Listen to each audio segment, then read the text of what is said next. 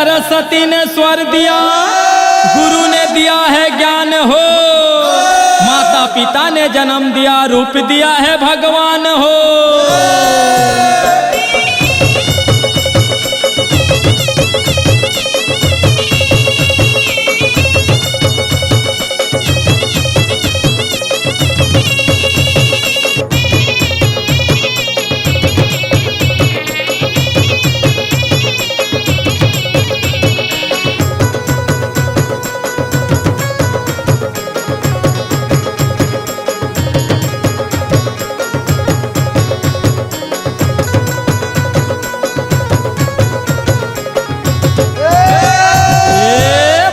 बांस के बंसी रे संगी ठो ठो बंद लगाए हो, ऐसे बंसी ठोका कन्हैया सोए नींद जाग जाए हो।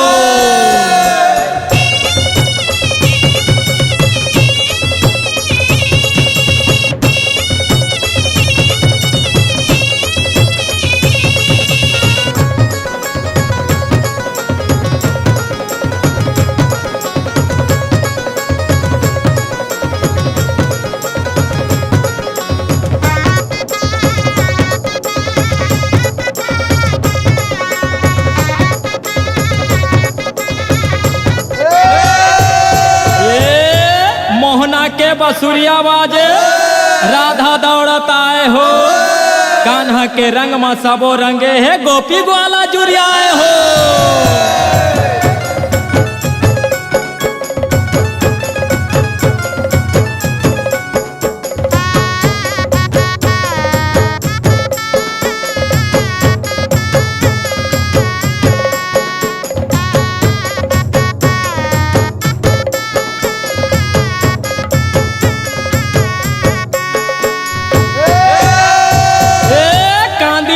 हसिया पायो संगी गाय चरावत बछिया रे, रद्दा रेंगत में टूरी पाए उकरो नाम फूल बतिया रे।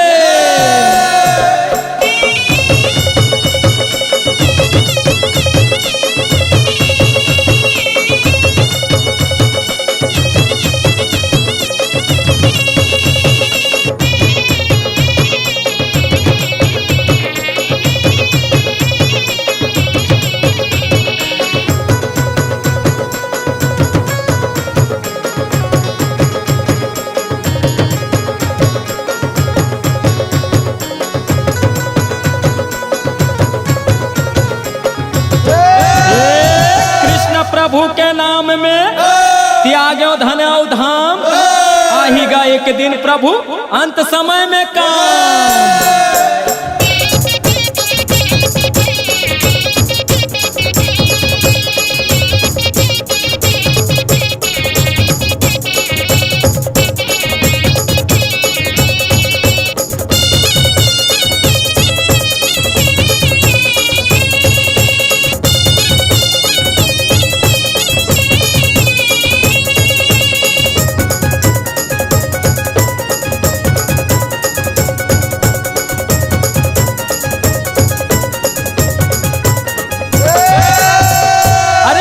दूध के चाय पिए, अरे दूध के खीर बनवाए, और दूध के खोआ रबड़ी खाए जे मजा उड़ाए।